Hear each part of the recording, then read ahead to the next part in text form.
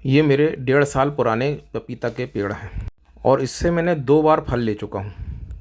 लेकिन फल एक ही पेड़ में आए हैं और दूसरा पेड़ में सिर्फ फूल आए हैं। पपीता के पेड़ 2 तरह के होते हैं, एक मेल और एक फीमेल। फीमेल में ही फल लगते हैं और जो मेल रहता है उसमें सिर्फ फूल आते हैं, जैसे ये दिख रहा है आपको। और इस पेड़ में कभी फल नहीं आएंगे, फूल आएंगे और वो भी छोटे छोटे से फूल आते हैं। यही मेल पेड़ है।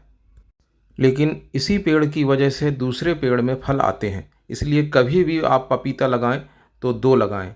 जैसे ये इसमें देखिए, हमने बहुत सारे पपीते इसमें से ले लिए हैं, अब 2 बचे हैं। करीब 6-7 पपीते इसमें आए थे और हमने एक एक करके सब तोड़ते गए जैसे जैसे पकते गए, और अब ये सिर्फ 2 बचे हैं, एक भी पकने को है और उसके बाद ये पौधा लगभग ख़त्म हो जाएगा। पपीते के पेड़ को कभी भी छोटे गमले में ना लगाएं। इसके लिए कम से कम 24 इंच या 30 इंच का गमला ज़रूरी है। अच्छे पॉलिनेशन के लिए मेल पौधे का होना बहुत ज़रूरी है। इसलिए जब भी आपके यहाँ अगर ऐसा पेड़ निकल आता है तो इसे तोड़े ना या अलग ना करें, इसको लगे रहने दें, इससे और भी पपीते के पौधे फलेंगे। नमस्कार दोस्तों, मैं हूँ सोहन और आप देख रहे हैं आपका अपना चैनल पटवा गार्डनिंग। स्वागत है आपका मेरे इस चैनल पर। और आज मैं बात करूंगा पपीते के पेड़ की। पपीता मैंने पहले भी लगाए हैं, मेरे 2 पेड़ अच्छे से सक्सेस रहे हैं। एक उसमें फीमेल और एक मेल निकल गया, तो एक ही पेड़ में फल आए और वो मैंने आपको दिखाया भी था। लेकिन अभी मैं 4 पौधे लेकर आया हूँ नर्सरी से। ये मैं 4 पौधे लेकर के आया हूँ। ये देखिए आप, ये 4 पौधे हैं और ये red lady, Taiwan red lady है। ये ज़्यादा बड़े नहीं होते हैं, हाइट इसकी कम रहती है और फल इसका अच्छा मीठा होता है। तो ये मैं लगा के दिखाऊंगा आपको, इसको कैसे लगाया जाता है, कैसी मिट्टी इसको चाहिए और क्या फर्टिलाइज़र इसको देना चाहिए, ये मैं आपको सब दिखाऊंगा। लेकिन आपसे रिक्वेस्ट है, सबसे पहले आप चैनल को सब्सक्राइब कर लीजिए और साथ ही बेल आइकन को भी दबा दें ताकि नोटिफिकेशन आपको जल्द ही मिल जाए। दोस्तों, पपीता का पौधा लगाते समय कुछ बातों का ध्यान रखना बहुत ही आवश्यक है। उनमें से एक है गमले का चयन। गमला कम से कम 24 इंच का होना चाहिए, या आप ग्रो बैग ले रहे हैं तो वो भी 24 इंच का ही होना चाहिए, या उससे कम ना हो। भले ही बड़ा हो जाए, 30 इंच 36 इंच भी चल जाएगा। लेकिन मैं जो पौधा लगा रहा हूँ इसकी हाइट कम जाएगी और बहुत ही कम रहती है, इसलिए मैं एक छोटे ग्रो बैग में लगा रहा हूँ। और ये भी गहराई तो इसकी 24 इंच ही है, लेकिन चौड़ाई इसकी 18 इंच है लगभग। और यह ग्रो बैग मैंने खुद बनाया है।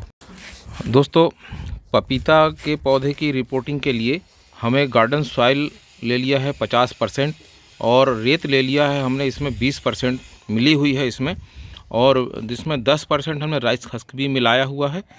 और ये वर्मी कंपोस्ट है, ये देखिए, और इसको हम मिला लेंगे 20%। ये लगभग 20% हमने 2 डब्बा मिला लिया है और मिला लेते हैं। ये 2-3 मुट्ठी हम नीम खली डाल देंगे क्योंकि पॉट बड़ा साइज रहता है इसका। और यह है बोन मील, जो मैं इसको 4-5 चम्मच ले लूँगा ऐसी। और इन सब चीज़ों को अच्छी तरह से मिक्स कर लेंगे, ऐसा मिला लेना मिट्टी को पूरा ऊपर से नीचे तक, ऐसा अच्छे से मिलाना। इसको मैं टूल्स की सहायता से मिलाऊंगा। और ये डालूंगा ट्राइकोडर्मा, इसमें ये देखिए संजीवनी का ट्राइकोडर्मा है, और इसे मैं डालूंगा 1 चम्मच। ये 1 चम्मच में इसमें नीमाटोड ना हो और कोई बीमारी ना आए, इसके कारण इसको डाला जाता है। इसको 1 चम्मच डाल करके इसको अच्छी तरह से मिक्स कर लेंगे मिट्टी में। और ये ग्रो बैग में हमने थोड़ी सी मिट्टी डाल दी है, जहाँ हमें रखना है वो उस स्थान पे हमने रख लिया है। और इसमें हमने छेद भी बना लिए हैं, 8-10 छेद हमने इसमें नीचे बॉटम में बना लिए हैं। और मिट्टी भरने के बाद हम इसमें चाकू की सहायता से और भी छेद कर लेंगे, कम से कम 10-12 छेद और करने पड़ेंगे। आसपास से छेद करने से इसमें एरेशन अच्छा होता है और ड्रेनेज भी अच्छा हो जाता है। और जो मिक्सर हमने बनाया है वो मिट्टी हम इसमें भर देंगे, पूरा फिल कर देंगे, थोड़ा सा रखेंगे खाली।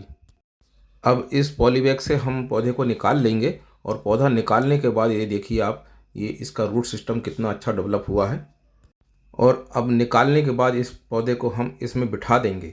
और बिठाएंगे कैसे इसको, ऐसा सीधा नहीं रखना है। ऐसा सीधा रखेंगे तो ये पौधा जो है जल्दी ग्रोथ नहीं पकड़ेगा और इसमें जो है इसका तना मोटा नहीं हो पाएगा। जिस तरफ से हवा का प्रेशर ज़्यादा रहता है उसी तरफ इसको झुका कर के रखें ताकि ये अपने आप को स्टैंड कर सके। कम से कम 45 डिग्री इसको झुका कर के लगाना है। ऐसा झुका कर लगाने से ये पौधा अपने आप को सीधा करने में पूरी ताकत लगाएगा और इसका तना मोटा होगा। और जब मोटा तना हो जाएगा तो ये अपने आप को संभाल सकेगा, उसके ऊपर जो वजन आएगा उसको भी संभाल पाएगा। और अब हम इसमें मिट्टी डाल देंगे, इसको पूरा भर देंगे।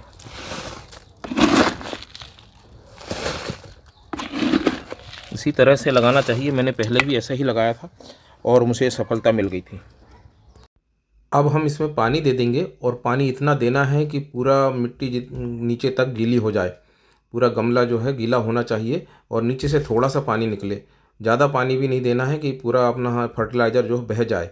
और अगला पानी आप तभी दें जब ऊपर की मिट्टी इसकी सूख जाए, कम से कम 2 इंच मिट्टी इसकी सूखना चाहिए, तब आप इसमें अगला पानी देंगे।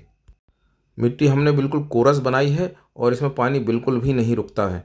अगर आपके यहाँ चिकनी मिट्टी है तो थोड़ा रेत ज़्यादा मिला लें, लेकिन कोकोपीट बिल्कुल ना मिलाएं। और दोस्तों, इन पपीते के पेड़ों से हमें ज़्यादा फल की उम्मीद नहीं करनी चाहिए, क्योंकि आप देखते हैं कि खेतों में बहुत सारे फल लगे रहते हैं। एक पेड़ में कम से कम 50-50, 60 फल रहते हैं और ये हमारे गमले में लगे हुए हैं, इसलिए हम इनसे ज़्यादा की उम्मीद नहीं कर सकते। एक बार मैं आपको फिर से याद दिला दूं कि एक ही पेड़ ना लगाएं, कम से कम 2 या 2 से अधिक पेड़ लगाएं।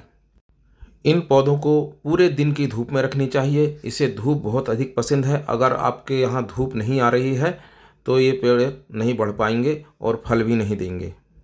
वैसे इसमें कोई इंसेक्ट का अटैक नहीं होता है, लेकिन अगर इंसेक्ट का अटैक हो जाए तो आप नीम ऑयल का स्प्रे कर सकते हैं। और वैसे भी आप नीम ऑयल का स्प्रे करेंगे तो अच्छा ही रहेगा। बार बार इसे फर्टिलाइज़र देने की आवश्यकता नहीं है।